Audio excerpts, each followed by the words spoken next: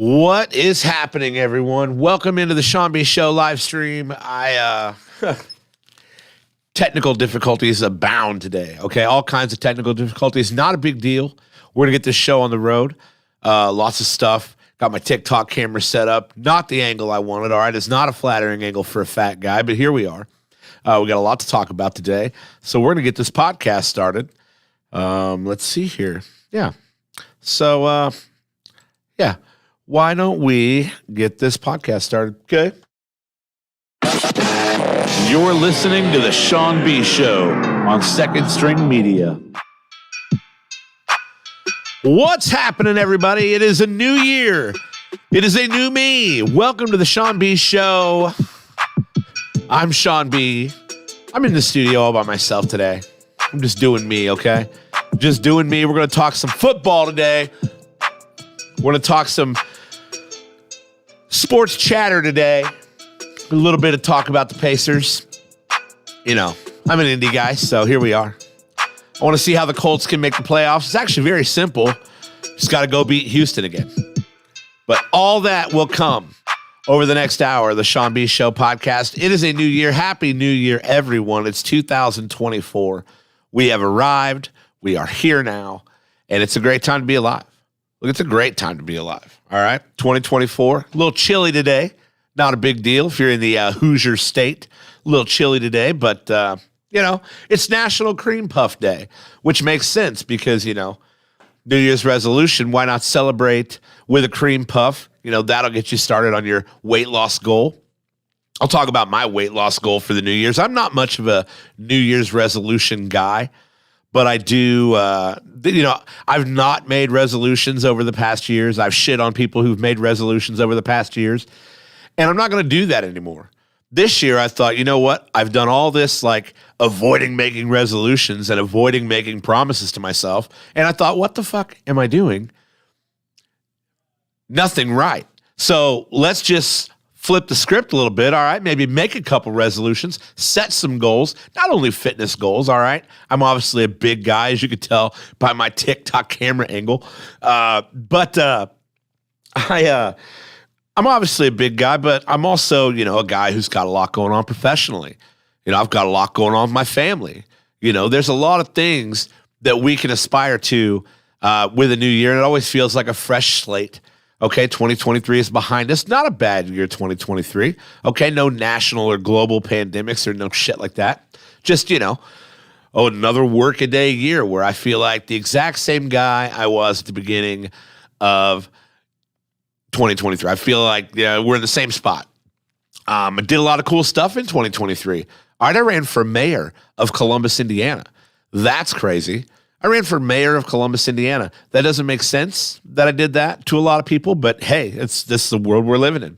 A lot to talk about today. It's also National Buffet Day, another strike against the resolutioners. Okay, don't go celebrate Buffet Day unless you're going to like a salad bar.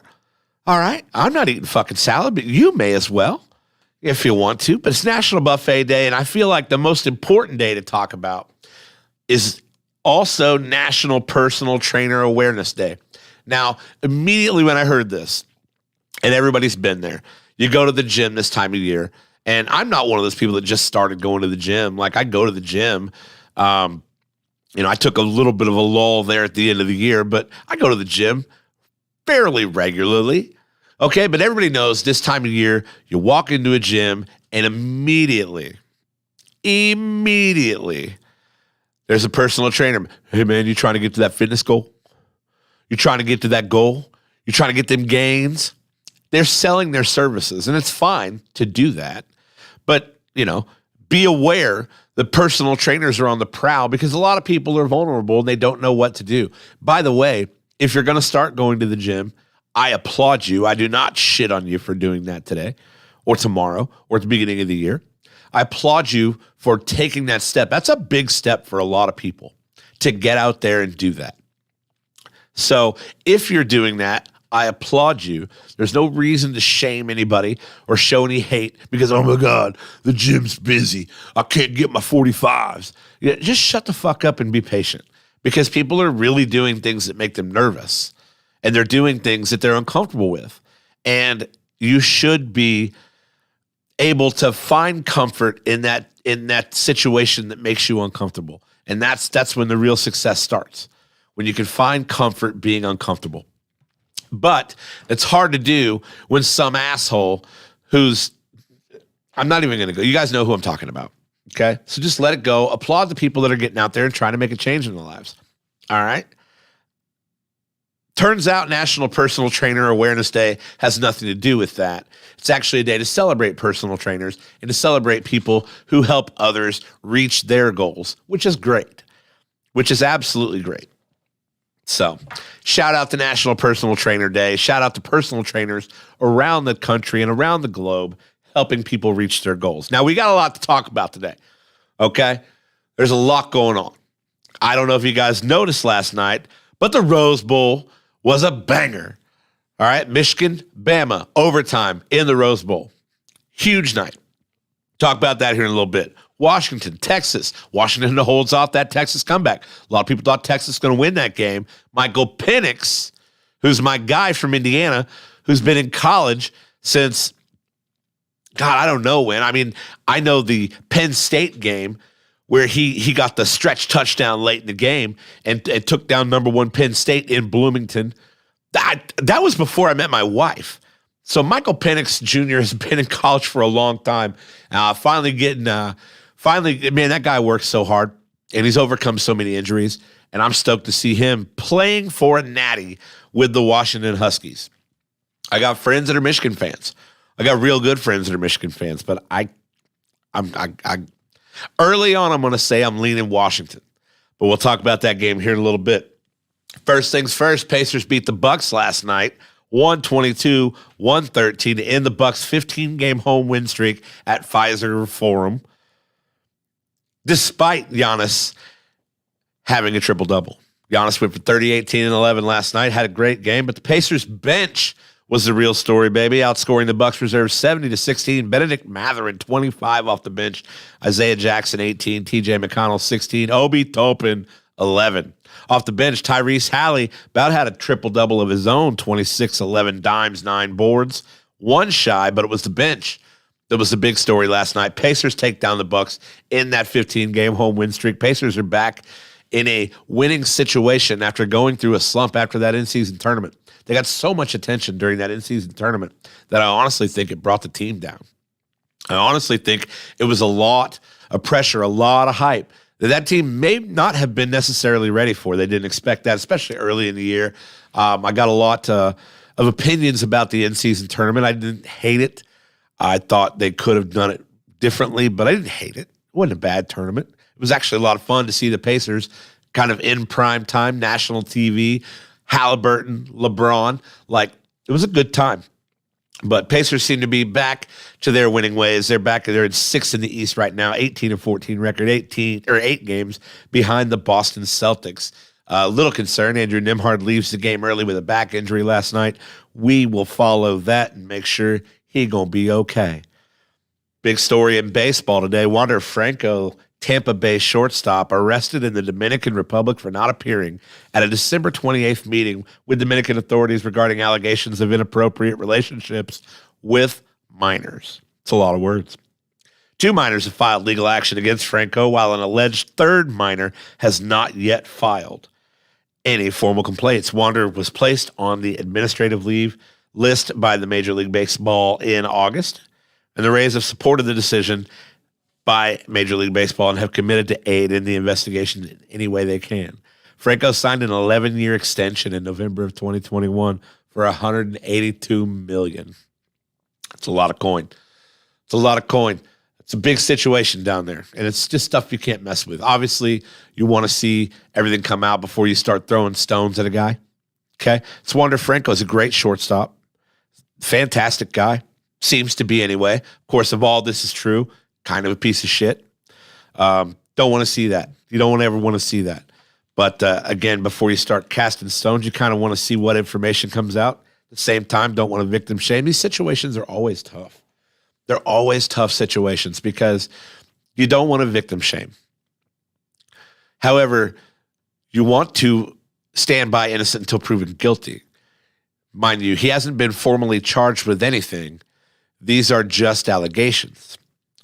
But it's a bad situation to be in, man. Like I said, 2 minors have filed legal action. A third is out there, has not filed a formal complaint yet. But tough situation for Wander Franco down in the Dominican. He has been arrested. And, of course, we'll see how that goes, man. Wander Franco, great shortstop. And you hope at the end of the day, justice is served. No matter what that is, you hope at the end of the day, justice is served. So, Indiana product OG Anunoby, our Hoosier, delivers last night in his Knicks debut, recording 17 points, 6 boards in a 112-106 win over the Timberwolves. OG said he spent New Year's Eve alone in his hotel room, getting ready for the game, and was still being coached on the fly by teammates throughout the contest. Big stud OG Anunoby. Of course, we remember him in his IU day. And now he's an NBA star. Knicks been searching for this guy since last year. They've had OG on their radar. And now, here we are. OG 17-6 in a Knicks debut. Seems like it's going to be a great fit. Gotta love the Hoosiers, man. Gotta love those NBA guys. Indiana Hoosiers still doing their thing. Oladipo, Anunoby, Zella. Cody Zeller looks like he's 60. He's not, but he looks like he's 60. I'm just saying. Cody looks like he's 60. We got a lot to talk about. All right. It is week 18 of the NFL season, and we all know why that's exciting. You get all these scenarios, all these games you got to watch to see what's going to happen, how the playoffs are going to shake out. What are we going to see come playoff time? And a lot of people have no idea. We know the Ravens have clinched the number 1 seed in the AFC. Lone first round bye. The Kansas City Chiefs have clinched the AFC West. 2 divisions up for grabs. The Browns have clinched a playoff berth. The Dolphins have clinched a playoff berth. They have not yet won their division. That contest will be settled on Sunday Night Football. You got to be kidding me. Sunday Night Football, Bills, Dolphins for the title. It's crazy. That's crazy. It's crazy how those scheduling gurus always get this right, because the 2 divisions up for grabs are both kind of being played for. Like, there's a 3-way tie in the AFC South. The Jags hold the cards there. But, this AFC East Championship game Sunday night, going to be a blast. Going to be so fun. But, us Colts fans, okay? Saturday night, Houston Texans come to Indy. Saturday night, a lot on the line. There's a lot on the line. Look, the winner of that game is going to the playoffs. The winner of that game is going to the playoffs. Indianapolis can clinch the division. Houston can clinch the division. Any 3 of those teams can clinch the division. Now, the downside to that is, if you're a Colts or Texas fan, is the Jaguars do have the 5-11 Titans. They are in Nashville. It is Sunday at 1 o'clock. So by the time we get to that Saturday night, not true. Not true. I lied. I was about to lie. I caught myself in a lie. Saturday night, we'll figure out the situation between Houston and Indy. And then Sunday, whatever team wins that game, Sunday at 1 o'clock, is basically the biggest Titans fan on the planet.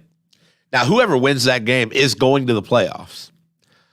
But if Jacksonville loses to Tennessee, whoever wins that game is the AFC South champion, and then we'll host a home playoff game. Wildly different situation, because you got to think whoever wins that game, if Jacksonville wins the division, you got a road date with probably like a Miami Dolphins or Buffalo, with a Miami or Buffalo, something like that. So not exactly a place you want to be in. I don't want to go to Buffalo in January ever for any fucking reason. And Miami at home, although I think the Dolphins are suspect, I think the Dolphins are beatable. I think Buffalo will beat Miami. I think Buffalo will win that game. That's Sunday night. But that's a lot on the line. A lot on the line. And, of course, you dive deeper into these deep AFC situations that got going on. The Pittsburgh Steelers can get in the playoffs if they win and Buffalo loses, or if they win and Jacksonville loses or ties, or if they win and Houston and Indy tie, or if Pittsburgh ties, Jacksonville loses, Houston and Indy don't tie, or Jacksonville loses, Denver wins, Houston and Indy does not tie. So, like, Pittsburgh fans are like, okay, so we can't even get into the playoffs with just a win. We've got to watch all this shit. The reality is, don't fucking tie. Indy clinches the AFC South with a win and a Jacksonville loss or tie. If Indy and Houston tie and Jacksonville loses, Indy wins the division. I don't want to see a tie. However, we all remember last year. We all remember this. The ties, I believe, just nasty. Don't want that. Don't want that. Win the ball game, get in the playoffs, and then you kind of relinquish control as far as seeding goes or a home playoff goes. Once you win that game Saturday night. Control is relinquished to the Jacksonville, Tennessee game on Sunday. But that's the situation Colts fans are in right now. Now, if the Colts lose,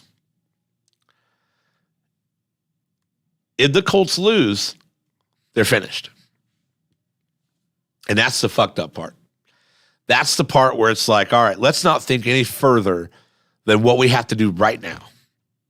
This is a do or die situation. If the Colts lose this football game, they are done. Same for the Texans. Both teams in do or die situations. Now let's go back and look at this Colts-Texans game from earlier in the year. Mind you, two wildly different teams. Two absolutely wildly different teams. Colts-Texans, September 17th. This was at NRG Stadium in Houston. What we had in that game was Anthony Richardson rushing for 35 yards and 2 touchdowns. Zach Moss piled on another 88 with a touchdown. Gardner Minshew comes into the game a little late because Anthony Richardson hurt at the end of the game. That was the story of this matchup. Anthony Richardson was dominant in this football game until he got hurt. I mean, it was silly how well he was playing. But hurt, I believe he got hurt maybe late in the first quarter, early in the second quarter. Whenever AR got hurt, it was not. He was 6 for 10 for 56 yards through the air, and then 3 carries, 35 yards, 2 tuds. I believe it was early in the second quarter when he got hurt. And Gardner came in and did a pretty good job, 19 to 23, $171, threw a tud of his own. To old Kylan Granson, first touchdown ball. We all saw the Instagram post, Kylan. But you got wildly different teams, though, now. You look at C.J. Stroud doing a lot of what he had to do back then. This is before he threw picks, which he does do from time to time. But 30 of 47, 384, 2 touchdowns. So our secondary has to be looking at this. They did a pretty good job against the run. Damian Pierce only had 31 yards on 15 carries. Devin Singletary added another 14. They did a pretty good job against the run. But Nico Collins demolished the Colts secondary in this game. 146 yards and a tud. Robert Woods, 74 yards. Tank Dell, another 72 yards, had a tud of his own. Dalton Schultz, all these guys that absolutely carved up the Colts secondary. And that's going to be a problem. That's going to be a problem as we move into if we're having the same issues. Now, of course, on the other side of that, we all know the Colts have problems in their secondary. And they're problems that they have now that they didn't have week 2. We believe Kenny Moore is going to play. Kenny Moore has to play.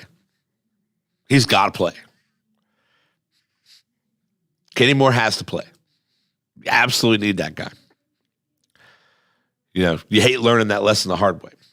Kenny Moore has to play.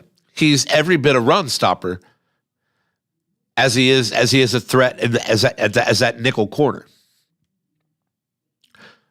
So we've got to have Kenny Moore play this football game. It's a must-win game. And we'll continue talking about this game throughout the week. Of course, I will do a Saturday morning podcast talking about even deeper into these games. We're not going to get into odds today for these games. We're not going to get into anything. It's just about playoff scenarios. And for the Colts, like I said, it's very cut and dry. It's very easy. You're in the playoffs if you win this game. And at this point, a lot of people would say, earlier in the season, they wanted to suck for draft picks. That's not going to be a thing anymore. Now it's like, let's get in the playoffs. If we don't get into the playoffs, it will be absolutely disappointing because we'll be in a situation where we don't have a high draft pick. And again, I think the NFL, I think you can still get guys middle of the first round, middle of the second round. The first 4 rounds of the NFL draft, you can get studs. So I've never been one to be like, suck for draft picks. I've never been that guy. Suck for luck worked, but I've never been a proponent of doing that. And I'm the same now. I want to get into the playoffs. I'd like to go deep into the playoffs. I think it'd be pretty cool. I think if you find yourself in Miami during the wild card round on Super Wild Card Weekend, I think if you find yourself there, you've got to feel pretty good. Other than nobody can guard Tyreek Hill. Other than nobody can guard Tyreek Hill, I think if you find yourself in Miami, Super Wild Card Weekend, you're probably feeling pretty good. I got a feeling that ain't going to happen, though. Josh Allen, I think, and the Buffalo Bills have figured some things out at the right time. I think the Bills are going to win this game Sunday night. Bills are going to host that playoff game. Somebody's going to have to go to fucking Buffalo in January. All the big games in the AFC this week, though. Colts, Texans, playoff implications. Jacksonville, Tennessee, playoff implications. Buffalo, Miami, playoff implications. Pittsburgh, Baltimore, playoff implications. Somehow, Denver and Vegas has playoff implications. Not for either of those two teams, though. Not for either of those two teams. Let's move back and let's go. I don't think anyway for those two teams. We got, so it's all.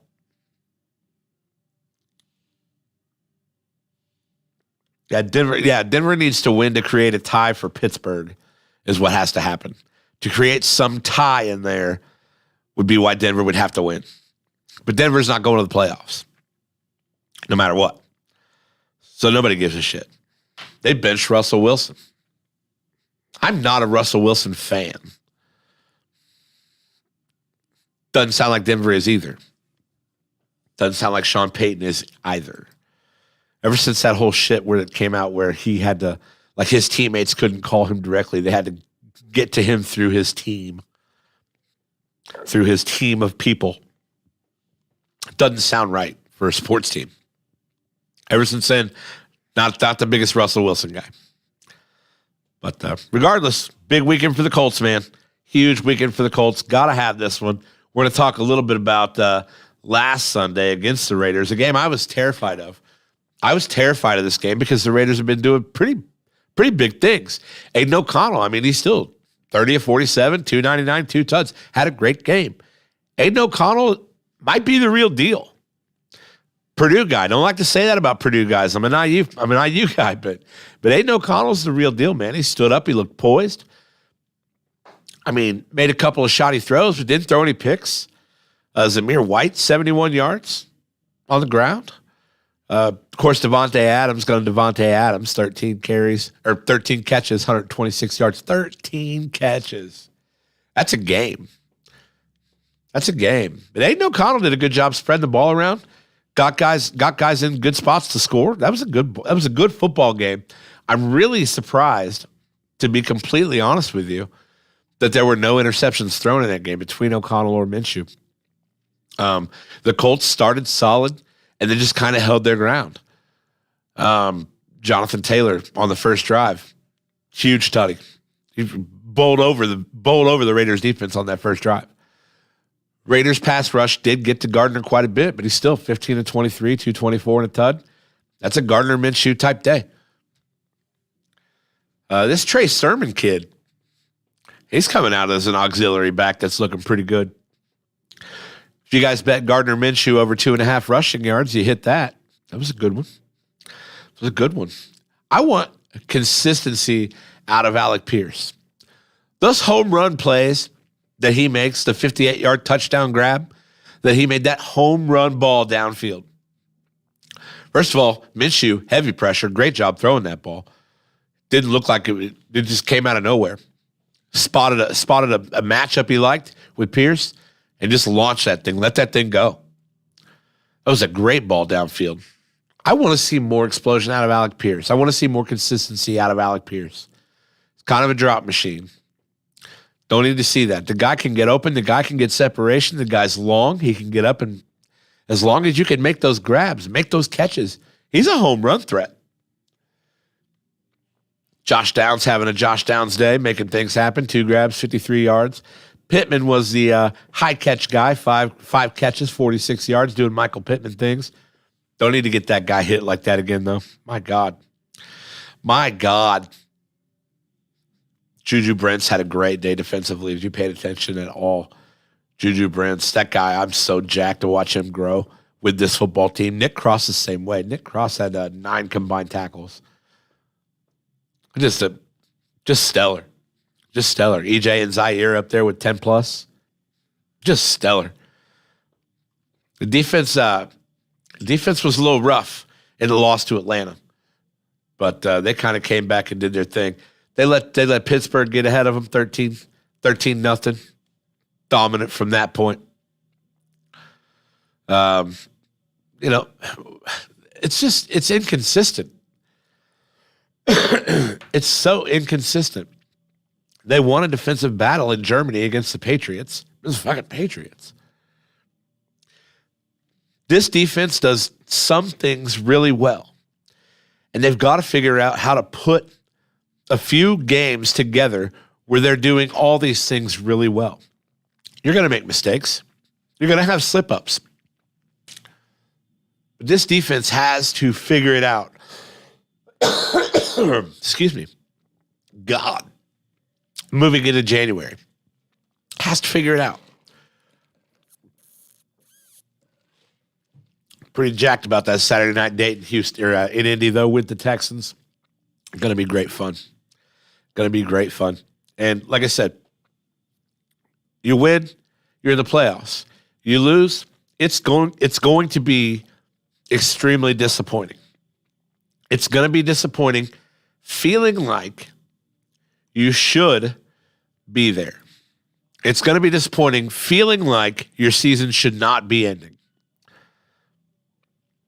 But Saturday night against the Texans, cannot wait. All these scenarios, let's run through them real quick, all right? Let's run through the AFC. Baltimore Ravens have clinched the number 1 seed, the AFC North title. That team's so good. That team's so good. There's not a better team in the NFL right now than the Baltimore Ravens. And you can argue with me all you want. I don't care. They're so good. Kansas City Chiefs have clinched the AFC West title. Not that big a deal. That division's trash, and I'm afraid that Kansas City might have a trash issue in that nobody can catch a pass. This Rice kid's pretty good, but man, Kadarius Toney, what a letdown. What a letdown. Patrick Mahomes, there's no way that guy's not frustrated. No way that guy's not frustrated. Cleveland Browns have clinched a playoff berth. They're somehow 11-5. Every time I see that, I'm like, how did they do that?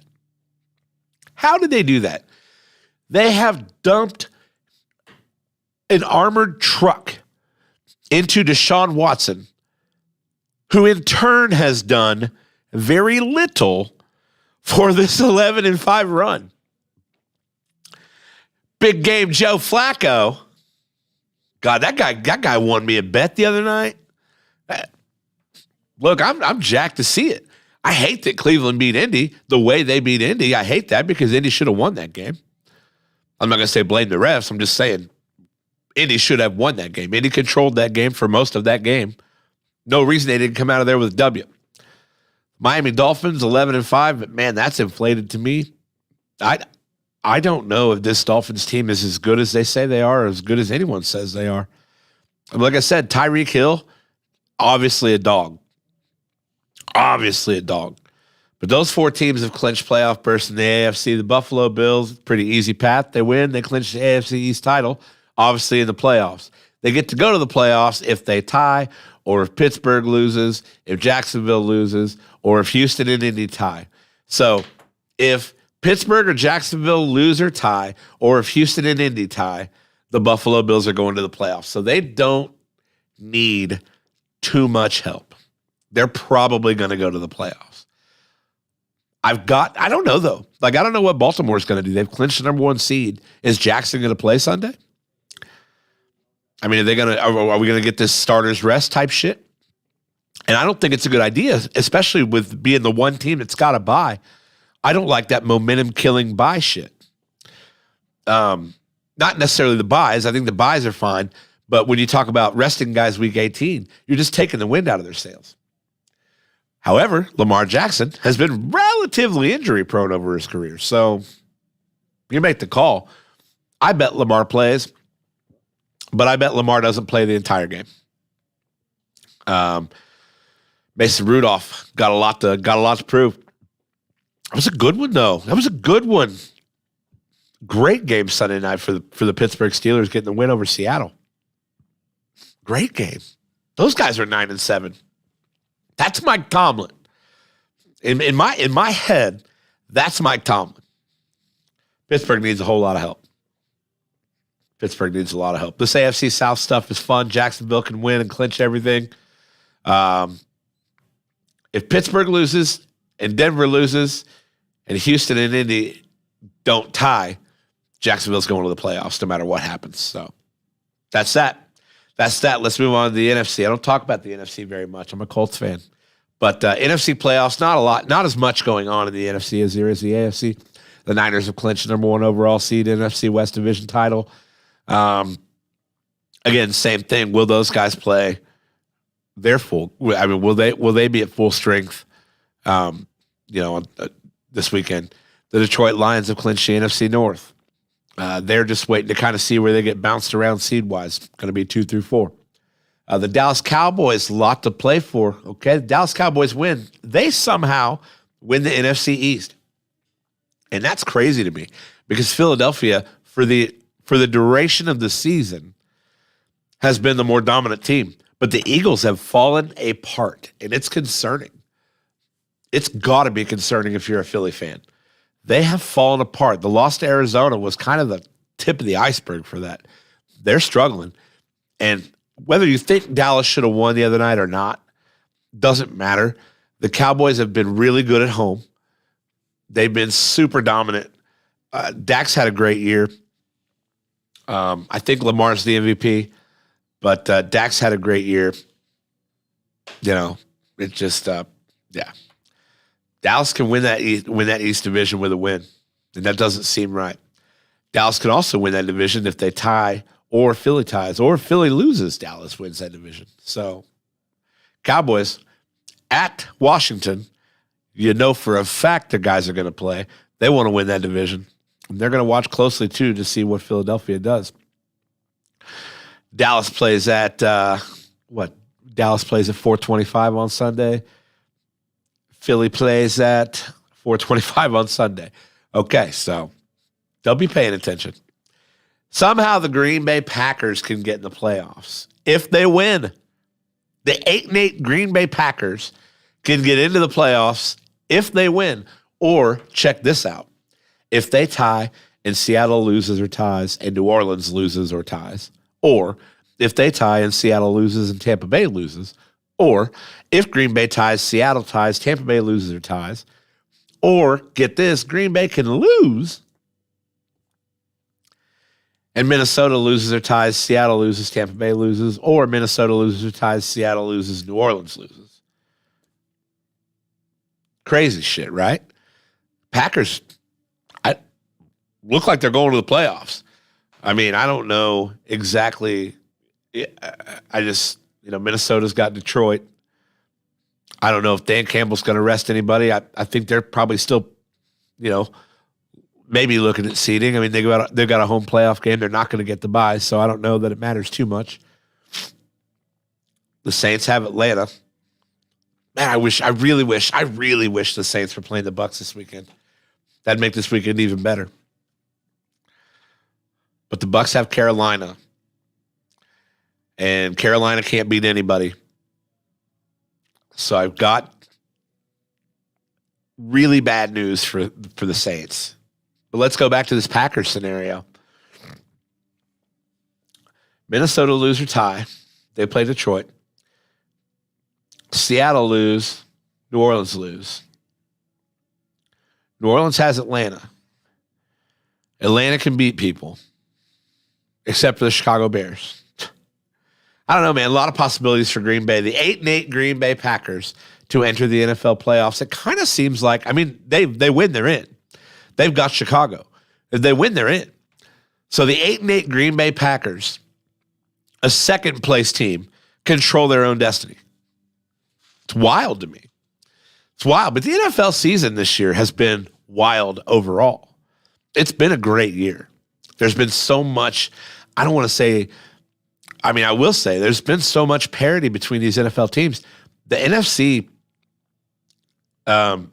seemed really top heavy at the beginning of the year with San Francisco, Dallas, and Philly, but it doesn't anymore because this is late in the season. We're down the stretch, and these teams are showing their vulnerabilities. But it's late in the season. Here we are. Philadelphia lost to Arizona. They had no business losing that game. There was too much on the line for them to lose that game. But they did. Dallas nearly let one go at home. Brock Purdy threw 4 picks a couple weeks ago.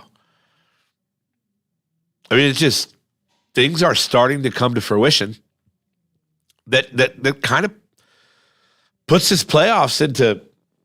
I'm jacked for the NFL playoffs. Obviously, I want the Colts to be there. Massive Colts fan. Want the Colts to be there. Don't want anybody else there but the Colts. But I just think that, I don't know, man. I just think it's going to be a wild one. It's going to be a wild Week 18. There's so much going on. It's going to be so tough to pay attention to. We're going to continue on our Thursday show, Thursday at 11 a.m. Eastern. We will continue to break down these NFL scenarios. We'll dig deeper into all these games. And then, of course, Saturday morning, we'll be here doing the pregame show. Sunday morning, we'll be here doing the pregame show. 11 a.m. Eastern. It's Week 18 of the NFL season. And the Sean B. Show is back because it's 2024, and back is where we belong. National Football League. God, it's the best time of year. It's the best time of year. The only thing sad about right now is that there are only 5 weeks of competition left in the NFL season. We are coming down to the wire. Now, a lot of people would say the saddest part is there's only 1 week of competition left in the college football season. College football playoffs took place last night, starting with Michigan beating Alabama 27-20 in overtime in the Rose Bowl. Excuse me. Michigan-Bama. Michigan was a 2-point favorite. I stayed away from betting, period, in these games because you just don't know. The bowl season has absolutely taken me for a ride from a gambling standpoint. USC and that Moss kid throwing for 6 tuds when I thought Louisville would win that game. Just as an example, lots going on throughout the bowl season, but it culminated last night in the Rose Bowl. Michigan, Alabama play a great football game. Michigan wins 27-20 to punch their ticket to Houston. Then Washington. A lot of people thought Texas was going to win last night. A lot of people thought that the Longhorns were headed to Houston to play basically a home natty, and they're not. Michael Penix Jr. and the Washington Huskies hold off the Texas comeback, 37-31 in the Sugar Bowl. God, this time of year. The college football playoff, Natty. Number 1 Wolverines, number 2 Huskies, both teams 14-0. Michigan comes out early on as a -4 with the over-under set at 55.5. Now, these odds are from Caesars Sportsbook. It's the only place I bet, Caesars Sportsbook. All right, I'm a diamond member with Caesars. I'd be crazy to bet anywhere else. And I love Caesars Sportsbook. There's same game parlays. There's super parlays. I get all these tier benefits. I get hotel rooms in Vegas. Betting Caesar Sportsbook is the way to go. The way to go. Monday, January 8th at 7:30 p.m. Eastern at Energy Stadium in Houston. The Natty goes down. The Michigan Wolverines. The Washington Huskies. We will, of course, dive further into this game. Probably on Thursday, going to spend a lot of time on it. Going to spend a lot of time on this game on Thursday. Because to be honest, this weekend, I'll be here Saturday and Sunday, both at 11 a.m. Eastern.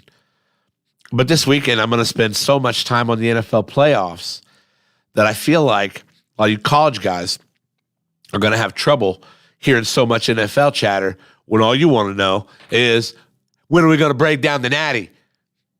Because it's a big deal. John Harbaugh. Scratch that. Jim Harbaugh. Coming off the suspension. Getting the win. They said he couldn't win a bowl game. Lost his last 6. Got a dub. Big game. Big game. Jim Harbaugh, Nick Saban, big name coaches. Michigan, Alabama, 2 winningest programs in history. It felt like, I want to say this because nothing's been decided, but it felt like the Natty. It felt like the national title game last night. But then you go and watch Washington and Texas. There's 2 football teams that are damn good. There's 2 damn good football teams. And they're going to continue doing their thing. So, look, 6 days away. College football playoff, Natty, Michigan, Washington. The Wolverines -4. Over under set at 55.5. Where's your money? Where's your money? We're going to dig deeper into the gambling aspect of that game and, of course, the analysis aspect of that game. We'll do it on a Thursday show. That's what we'll do. We'll do it on a Thursday show. See you Thursday afternoon commuters. Listen to me bullshit about college football on Thursday. Of course, we'll cover it all. We'll do it all. I just like chatter. I like talking. I love it. I'm glad to be back. I'm excited about 2024. I said at the beginning of the show, I'm not much of a New Year's resolution guy. Or at least I haven't been. But, this whole new year, new me shit, it's funny because it feels like there's so much that I could be doing that I haven't been. And it feels like that changes need to be made. Real changes. Not just like, oh, I want to lose 80 pounds. I'm going to not drink soda pop. Dry January. I'm talking about real changes. A lot of them are professional. Second String Media just completed our first fiscal year as an LLC. Just completed our first fiscal year. And, as any company would say at the end of a fiscal year, next year we need to do better. Next year we've got to be more creative about what goes on in this studio and in this office. We've got to figure some shit out. We've got to figure out how to make this more and grow it and make it better. And there's a few things that I've thought about. I've thought about consistency.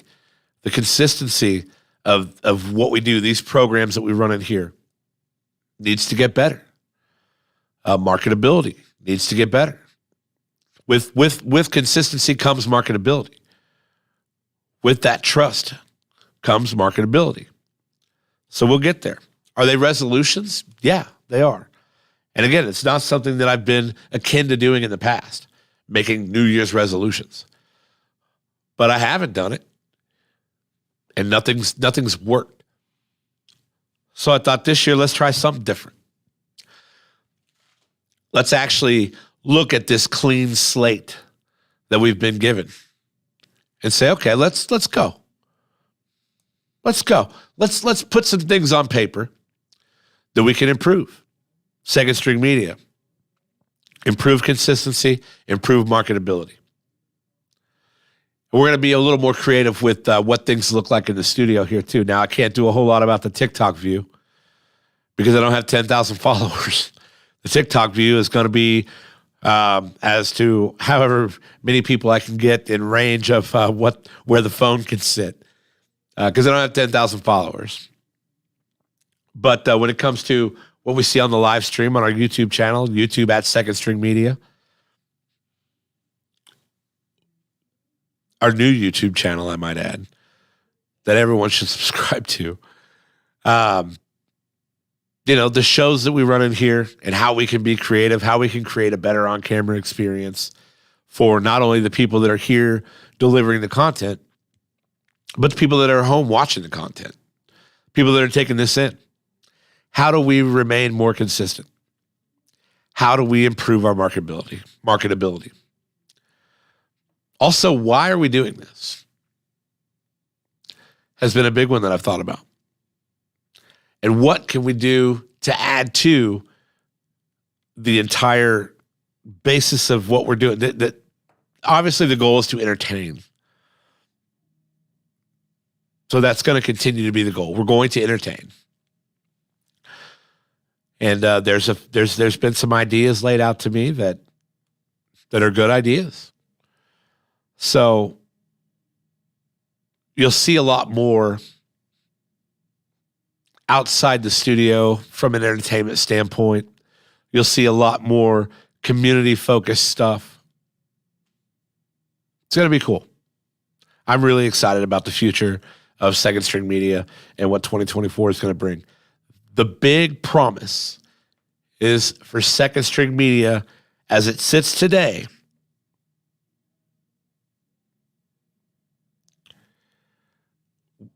we'll say 1 year from today, the Second String Media that we know today will be unrecognizable. Unrecognizable. And not just from aesthetics, but what we do, unrecognizable. My wife has some pretty lofty business stuff too. Look, if you're on Facebook at all, go follow Main Character and Company, my wife's new company. There's some big things coming there. Really excited. I'm jacked for her. She's got a big hard launch coming. She's got stuff going on, and I'm stoked for her. And it's the same thing. It's the mutual support within our household. We both know that we are given clean slates and that we need to do some really cool shit. So we're going to. I don't do this very often. I don't do this very often, but I've made a weight loss goal for 2024. I know it's crazy, but I've made a weight loss goal for 2024. And it's silly. How I came up with the numbers is silly, but the numbers make sense. So I'm excited about that. But the goal is to lose 42 pounds the first half of the year, and then to lose another 24 in the back half of the year, for a total of 66 pounds lost between yesterday and 366 days from yesterday. Because it's a leap year. I weighed in yesterday at 331 pounds. 331 pounds.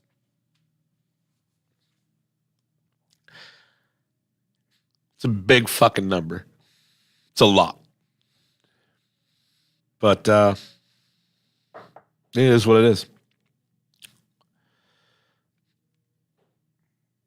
So where are we at? 289. 289 by the end of June. Say Father's Day. 289 by Father's Day.